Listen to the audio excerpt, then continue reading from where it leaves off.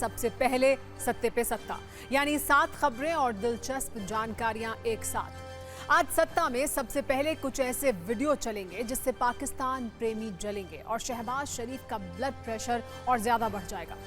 कैसे अवैध कब्जे वाला कश्मीर पाकिस्तान के हाथ से जाने का काउंटडाउन शुरू हो चुका है, सत्ता में इस पर वीडियो कुंजी खोलेंगे। फिर आपको बांग्लादेश में हिंदुओं के दर्द पर जिनपिंग की धूर्त नीति दिखाएंगे। मोहम्मद यूनुस के आशीर्वाद से जो जमाती बांग्लादेश में हिंदुओं पर कहर ढा रहे हैं, उनके लिए चीन में कैसे रेड कार्पेट बिछाया गया और भारत से अमेरिका तक इस अत्याचार पर कितना गुस्सा है, इसका मीटर भी दिखाएंगे। फिर संबल की बात करेंगे, जिस पर आज सुप्रीम कोर्ट ने लक्ष्मण रेखा खींच दी है। अदालत ने ट्रायल कोर्ट की सुनवाई पर रोक लगा दी और मुस्लिम पक्ष को हाईकोर्ट जाने का आदेश दिया है। सुप्रीम कोर्ट के इस फैसले पर कैसे सत्ता का क्लेश हो रहा है, इस पर एक राजनीतिक कुंजी तैयार है। फिर कांग्रेस में हुए उस महामंथन की बात करेंगे जिसका केंद्र है महाराष्ट्र और हरियाणा के विधानसभा चुनाव में मिली हार। आज इस बैठक में खड़गे ने कांग्रेस नेताओं को कुछ गुरु मंत्र दिए हैं, लेकिन इस बैठक में ईवीएम पर क्या चर्चा की गई ये भी बताएंगे। फिर संसद की खबर जो चलने का नाम नहीं ले रही। चौथे दिन भी संसद के दोनों सदनों पर हंगामे का ब्रेक लग गया है और इसे 2 दिसंबर तक स्थगित कर दिया गया। संसद में अब तक 4 दिन में 40 मिनट की कार्यवाही हुई। इस पर राज्यसभा के सभापति जगदीप धनखड़ ने जो कहा वो बहुत दिलचस्प है। एक बड़ी खबर यह भी है कि यूपी गैंगस्टर्स एक्ट की संवैधानिक वैधता को चुनौती देने वाली याचिका पर सुप्रीम कोर्ट ने यूपी सरकार को नोटिस जारी किया है। कोर्ट ने 4 हफ्ते में यूपी सरकार से जवाब मांगा है। याचिका में अधिनियम के कई प्रावधानों को लेकर गंभीर चिंता व्यक्त की गई है।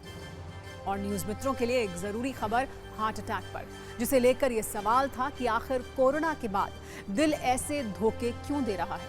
दावा है कि डॉक्टर्स को इस वजह का पता चल गया है, जिस पर हमने आपके लिए एक सेहतमंद कुंजी बनाई है, जिसे बिल्कुल भी मिस मत करिएगा।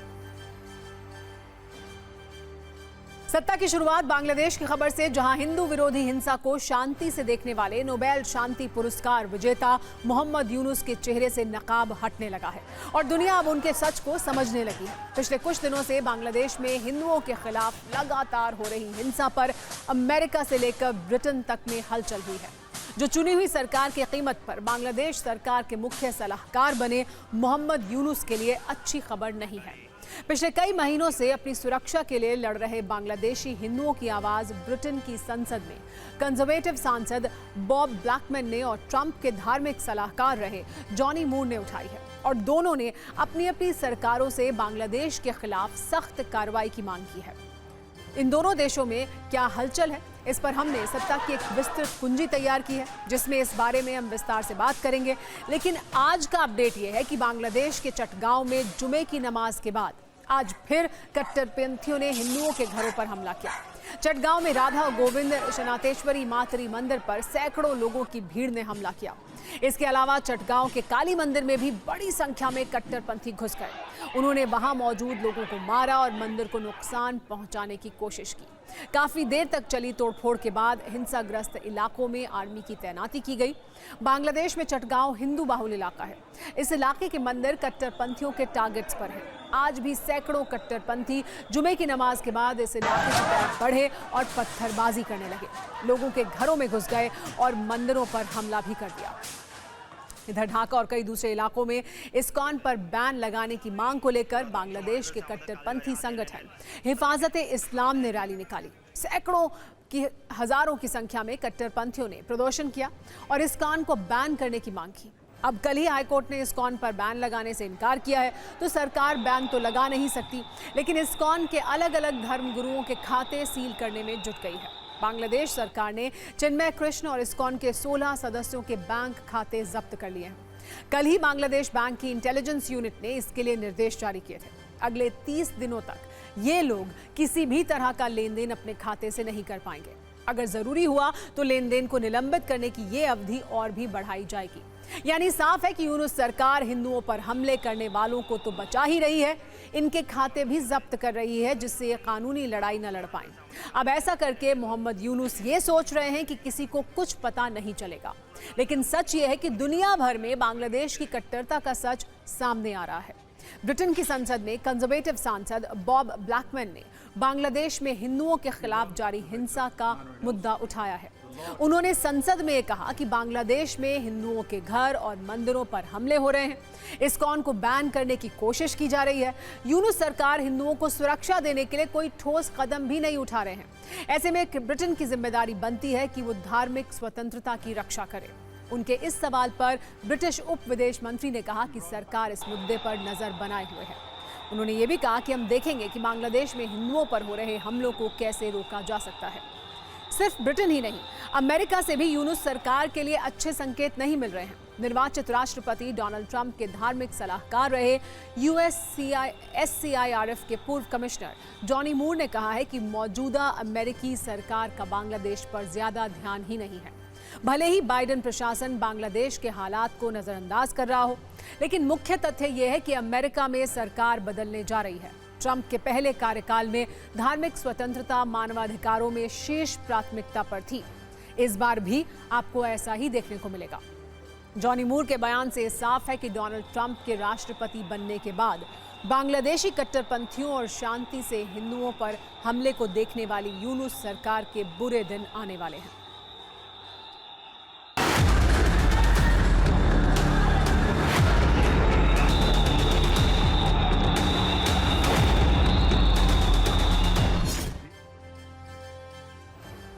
बांग्लादेश में मौजूदा संकट के लिए मोहम्मद यूनुस तो जिम्मेदार हैं ही, साथ ही साथ ट्रंप के खिलाफ उनका पूरा रिकॉर्ड काफी खराब है।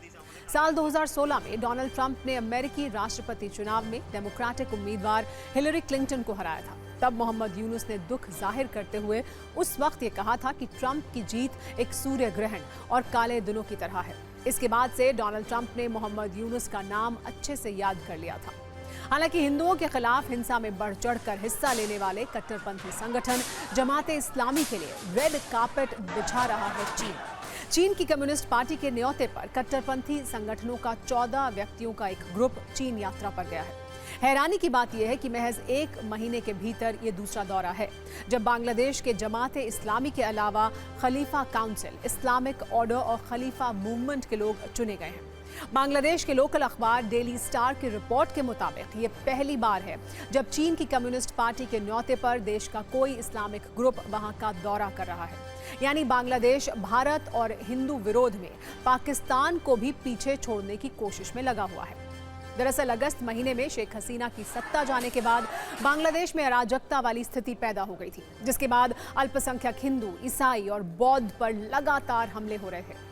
खासकर हिंदुओं को टारगेट किया जा रहा था। मोहम्मद यूनुस के सत्ता संभालने के बाद से अब तक हिंदुओं पर 2000 हमले हो चुके हैं।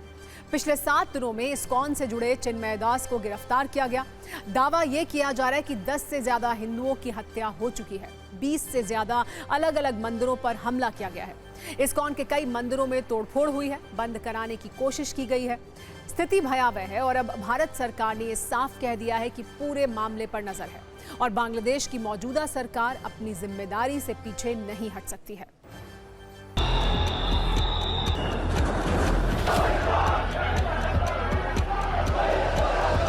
जो वर्तमान सरकार है उसकी भी कोई मान नहीं रहा, कोई सुन नहीं रहा। अब सारा कुछ जो है ना जिहादी कट्टरपंथियों के कब्जे में बांग्लादेश जा गया है। ऐसा लग रहा है जैसे कि अब वो जो अफगानिस्तान की राह पर चल पड़ा है। ऐसे में जो माइनॉरिटी कम्युनिटी है वहाँ की, उसकी रक्षा करने का काम और उसकी जिम्मेदारी संपूर्ण विश्व समुदाय की है। विश्व हिंदू परिषद इन सब घटनाओं को देख करके बड़ा आहत है। बड़ा दुर्भाग्य है, चिंतापूर्ण है। भारत सरकार को अंतर्राष्ट्रीय स्तर पर इस मामले को उठाना चाहिए। सत्ता में अब उस संबल की बात जहां 24 नवंबर की हिंसा के बाद तो शांति है, लेकिन अब भी हिंसा वाली आग की इस गर्मी को संबल से लेकर नेताओं के बयानों तक महसूस किया जा सकता है। आज उसी संबल पर देश की सबसे बड़ी अदालत यानी सुप्रीम कोर्ट में सुनवाई हुई और वहां से आदेशों की एक ऐसी लंबी चौड़ी लिस्ट जारी हुई जो ट्रायल कोर्ट, उत्तर प्रदेश सरकार और संबल जिला प्रशासन के लिए एक लक्ष्मण रेखा की तरह है। हम सबसे पहले आपको ये बताते हैं कि संबल पर शाही जामा मस्जिद की तरफ से जो याचिका दाखिल की गई थी उस पर सुप्रीम कोर्ट ने क्या आदेश दिया। सबसे बड़ी बात यह कि कोर्ट ने कहा कि मस्जिद की सर्वे रिपोर्ट को सील रखा जाएगा और खोला नहीं जाएगा। कोर्ट ने ट्रायल कोर्ट की सुनवाई पर रोक लगाते हुए यह भी कहा कि निचली अदालत इस केस में 8 जनवरी तक कोई एक्शन न ले। सुप्रीम कोर्ट के चीफ जस्टिस ने यह भी टिप्पणी की कि उन्हें निचली अदालत के आदेश पर कुछ आपत्तियां हैं। इसके अलावा कोर्ट ने मस्जिद कमेटी को ट्रायल कोर्ट के ऑर्डर के खिलाफ हाई कोर्ट जाने को कहा है और निचली अदालत को यह आदेश दिया है कि जब तक ईदगाह कमेटी हाई कोर्ट नहीं जाती तब तक केस को आगे न बढ़ाएं। कोर्ट ने इलाहाबाद हाई कोर्ट को भी यह निर्देश दिया कि याचिका दायर होते ही 3 दिनों के अंदर उस पर सुनवाई करें और सरकार के साथ जिला प्रशासन से कहा कि संभल में शांति व्यवस्था को सुनिश्चित करने की जिम्मेदारी उनके ऊपर है। अब सुप्रीम कोर्ट के इस फैसले के बाद कैसे सत्ता का क्लेश शुरू हो गया है, इस पर आपको एक न्यूज रील दिखाते हैं।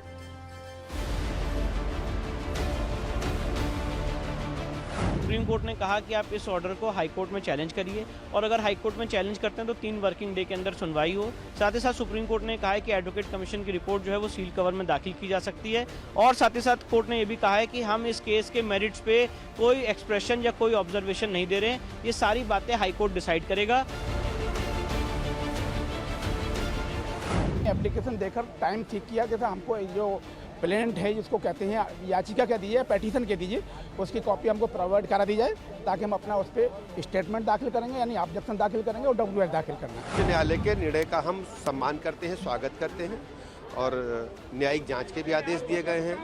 उच्च स्तरीय जांच भी चल रही है और लाइन ऑर्डर को हम मेंटेन करेंगे। किसी भी स्थिति में शांति व्यवस्था से किसी को खिलवाड़ करने की अनुमति नहीं है।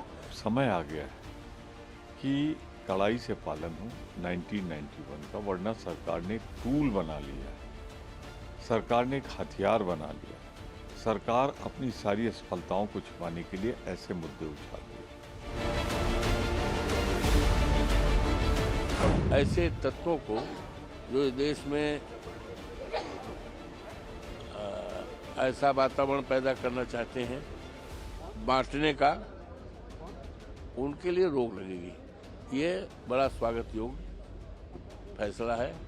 समाजवादी पार्टी लगातार माननीय न्यायालय के आदेशों का उल्लंघन करने वाला कार्य करती है। मैं माननीय न्यायालय के फैसले का स्वागत करता हूं और समाजवादी पार्टी और उनके गुंडों, अपराधियों, माफियाओं, दंगाइयों को हिदायत देता हूं कि माहौल खराब करने की कोशिश ना करें, अन्यथा समाजवादी पार्टी डूब जाएगी। खोजेंगे दूरबीन लेकर के भी तो पता नहीं चलेगा। उत्तर प्रदेश सरकार की नीयत पहले से ही साफ थी। जिनकी नीयत नहीं साफ है वही लोग इस पर सवाल उठा रहे थे। तो सत्यता है और जुडिशियल इंक्वायरी को भी उसमें अपने जांच में पता चलेगा। लेकिन सत्यता तो यही है क्योंकि तस्वीरें झूठ नहीं बोलती। सुप्रीम कोर्ट के इस फैसले के बाद देश के अंदर ये जो अराजकता का माहौल बनाने की तैयारी थी, इसके ऊपर रोक लगेगी और इतना सख्त एक्शन होना चाहिए कि आइंदा कोई इस तरह की हरकत ना कर सके कि इंसान की जान की कीमत आप समझने का भी काम ना करो, आप सीधे गोली मार दो माथे पर और छाती पर। इसके बाद मुसलमानों के घरों में ढूंढना शुरू कर देंगे, तो ये तो मुल्क को बंटवारे की तरफ लेके जा रहा है, खून खराबे की तरफ लेके जा रहा है, जैसे हमने संभल उत्तर प्रदेश में देखा।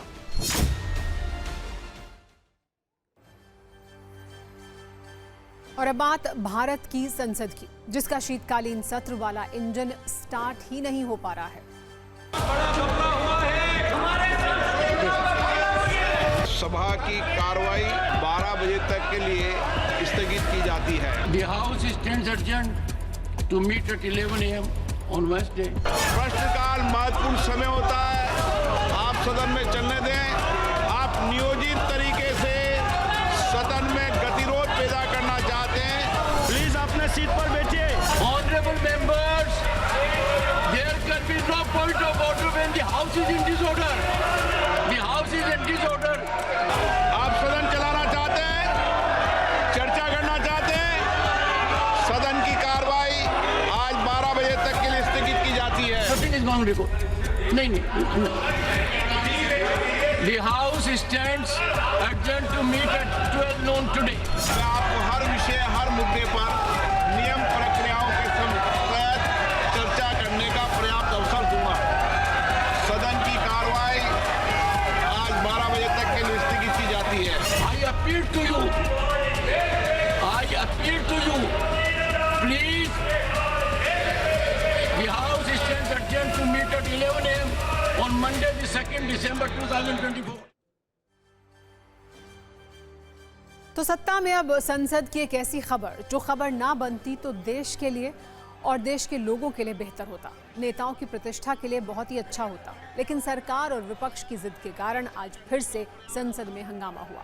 संसद में कोई काम नहीं हुआ और दोनों सदनों को स्थगित करना पड़ा। सत्ता की अगली कुंजी इसी पर आधारित है। 25 नवंबर, 27 नवंबर, 28 नवंबर, 29 नवंबर, चारों दिन सदन की कार्यवाही शुरू हुई, हंगामा हुआ और फिर स्थगित कर दिया गया। कुल मिलाकर संसद के दोनों सदनों में 4 दिन में कुल 40 मिनट की कार्रवाई भी ठीक से नहीं हुई है। हर रोज का एक जैसा सीन है, तय वक्त पर प्रकट होना, कुछ मिनट का हंगामा, फिर सदन स्थगित है। पिछले 3 दिनों की तरह आज भी सदन को सोमवार तक के लिए स्थगित कर दिया गया है। विपक्ष ने पहले दिन में अडानी घूसकांड और संबल हिंसा पर हंगामा किया, जिससे सदन नहीं चल पाई। लोकसभा और राज्यसभा में विपक्ष ने अडानी और संबल का मुद्दा उठाया।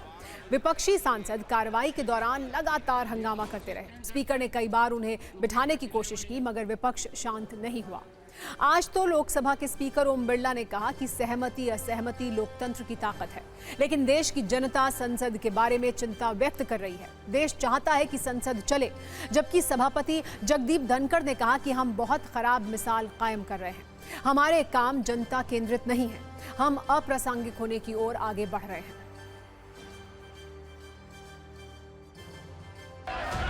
ऐसे सदन नहीं चलेगा।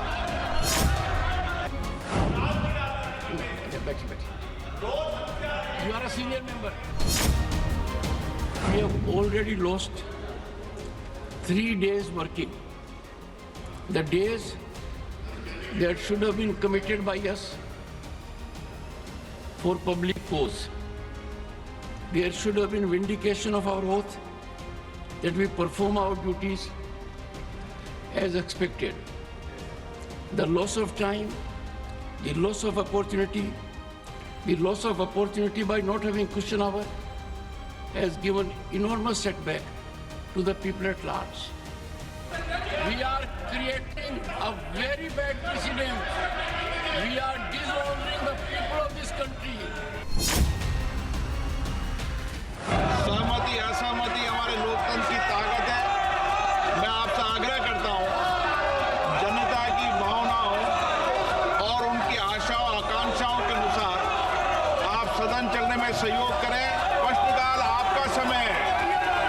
मैं आपसे आग्रह करता हूं कि प्रश्नकाल आपका समय है और देश की जनता लगातार माननीय सांसदों के बारे में, संसद के बारे में, अपने बारे में चिंता व्यक्त कर रही है। इसलिए मैं आपसे आग्रह करता हूं कि सदन चलाने दें। सदन आपका है, सदन सबका है। देश भी चाहता है संसद चले।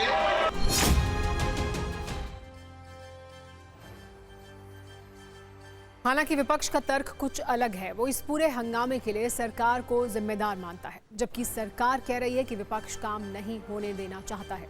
अगर विस्तार से समझें तो विपक्ष चाहता है कि अडानी घूसकांड और संबल हिंसा पर चर्चा हो, लेकिन लोकसभा और राज्यसभा में अब तक चर्चा की इजाजत नहीं मिली है, इसीलिए हंगामा हो रहा है। और इन सब के बीच राजनीतिक बात यह है कि सरकार और विपक्ष दोनों इस हंगामे के लिए एक दूसरे को जिम्मेदार बता रहे हैं।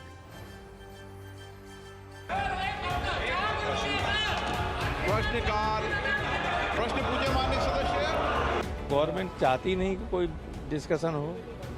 गवर्नमेंट मणिपुर से भाग रही, गवर्नमेंट संबल से भाग रही, गवर्नमेंट अडानी से भी भाग रही। हर चुनाव में देखिए उनकी क्या हासिल हो रहा है, तो अपनी खींच मिटा रहे हैं, वो हार को पचा नहीं पा रहे हैं। इसलिए रोज हंगामा, रोज सदन को बाधित करना।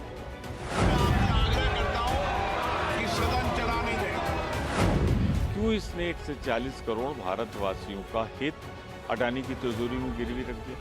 क्यों इतना अडानी से डरती है कि एक अदालत ने संज्ञान लिया है? उस बात पे हम चर्चा चाहते हैं, चर्चा करने को सरकार क्यों नहीं तैयार है?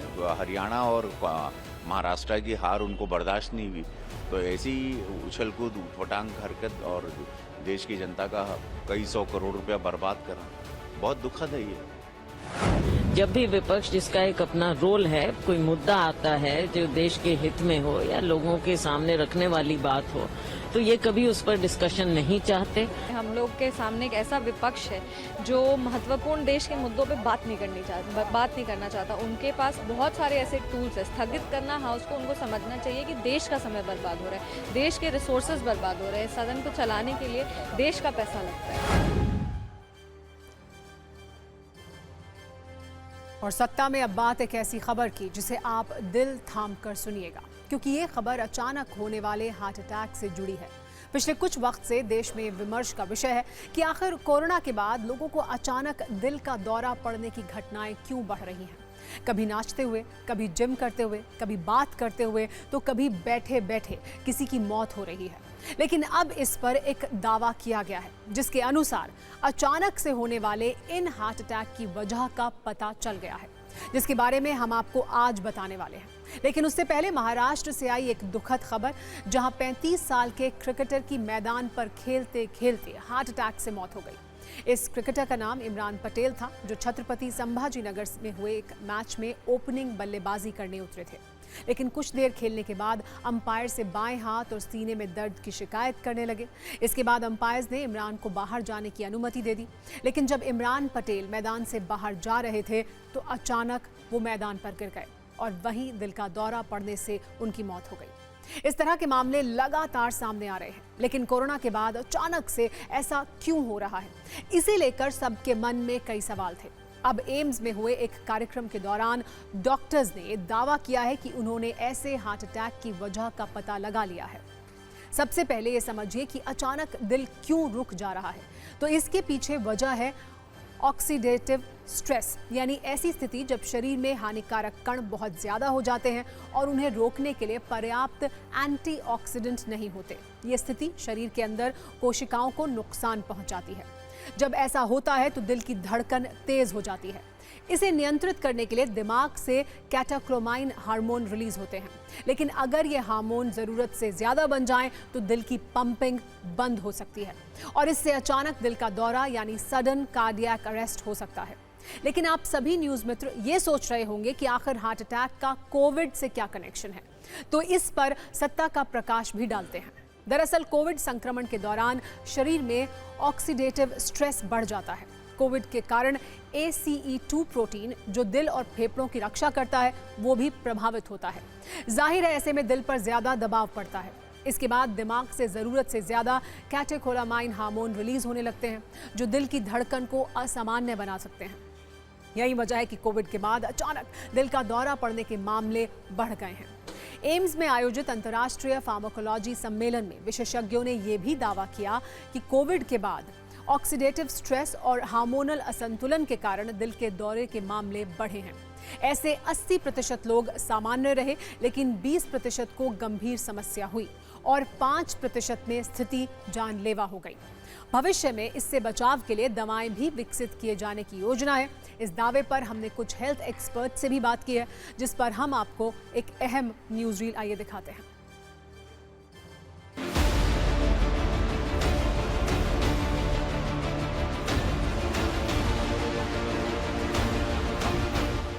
जब पता पड़ा कि Covid ACE2 angiotensin converting enzyme 2 पर असर कर रहा है, जो एक रेगुलेटरी स्विच है, वो बदल देता है पूरे साइटोकाइंस को, वो पूरा स्ट्रक्चर बदल देता है बॉडी का, वो डिसरप्ट हो चुका है।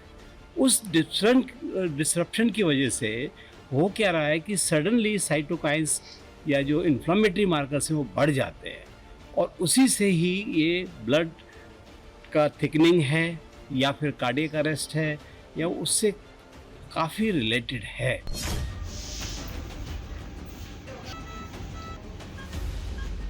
कोविड जैसे वायरस, कोविड तो चला गया पर कोविड एक अंदर बॉडी में छोड़ गया है वर्ल्ड वाइड, और वो कर रहा है। अब कोई बोल रहा है इसको लॉन्ग कोविड है, कोई बोलता है पोस्ट कोविड इफेक्ट्स है, अलग अलग नाम दुनिया में दिए जा रहे हैं, पर चीज़ है।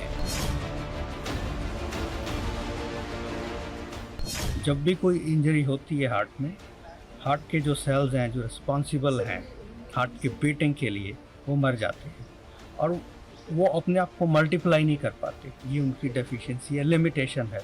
उससे क्या होता है, कोई भी जो डैमेज हुआ वो सेल मर गए वो जो मर गए सो गई, वो लॉस परमानेंट है। अब उसको कवर करने के लिए नए सेल्स डालने पड़ेंगे। इसीलिए stem cell therapy can provide permanent solution to the problem. हर सब्जेक्ट को अपना लिपिड प्रोफाइल रेगुलर बेसिस पर करवा लेना चाहिए और अपना lipid content should remain under normal conditions at well as they should do the platelet functions and other chemistry. उसके लिए तला हुआ खाना और तरह तरह की चीज़ें जो खाते हैं वो जितना भी कम कर सकते हैं अच्छा है, जिससे कि triglyceride level 150 milligram per deciliter से नीचे आ जाए। And under those conditions the patient has a less chance of developing the late COVID and thromboembolism and other late complications. चुनाव खत्म हो चुके हैं। झारखंड में सरकार बन चुकी है। महाराष्ट्र में अगले कुछ दिनों में सरकार बन जाएगी। इन सब के बीच आज कांग्रेस ने महाराष्ट्र और हरियाणा की चुनावी हार में चिंतन और मंथन शुरू हुआ। दोनों राज्यों में जीत की उम्मीद कर रही कांग्रेस को मिली हार के बाद आज कांग्रेस वर्किंग कमेटी की बैठक काफी महत्वपूर्ण थी। कांग्रेस अध्यक्ष मल्लिकार्जुन खड़गे ने इन 2 बड़ी हार पर कई बातें कही, जिसमें 5 बड़ी बातें शामिल हैं। खड़गे ने आपसी एकता की कमी को हार का सबसे बड़ा कारण माना। उनके मुताबिक एक दूसरे के खिलाफ बयानबाजी से काफी नुकसान हुआ। उन्होंने कहा कि माहौल हमारे पक्ष में था, लेकिन हमने उसे नतीजों में नहीं बदला। इसके साथ ही खड़गे ने यह भी क्लियर कर दिया कि महंगाई, बेरोजगारी, जातीय जनगणना और संविधान की रक्षा जैसे मुद्दे उनके कोर एजेंडे में शामिल रहेंगे। यानी कांग्रेस चुनाव में भले ही हार गई है, लेकिन वो अपने लक्ष्य से नहीं भटकेगी। कांग्रेस वर्किंग कमेटी की आज की बैठक में ईवीएम का भी जिक्र हुआ। ईवीएम को लेकर कांग्रेस लगातार मुखर है। नतीजों को लेकर न केवल सरकार बल्कि चुनाव आयोग पर भी पार्टी सवाल खड़े कर रही है। कांग्रेस वर्किंग कमेटी की बैठक में भी खड़गे ने कहा कि ईवीएम ने चुनावी प्रक्रिया को संदिग्ध बना दिया है। फ्री और फेयर चुनाव सुनिश्चित करवाना चुनाव आयोग का दायित्व है, लेकिन ये दायित्व कितना निभाया जा रहा है, ये सवाल अब उठ रहे हैं।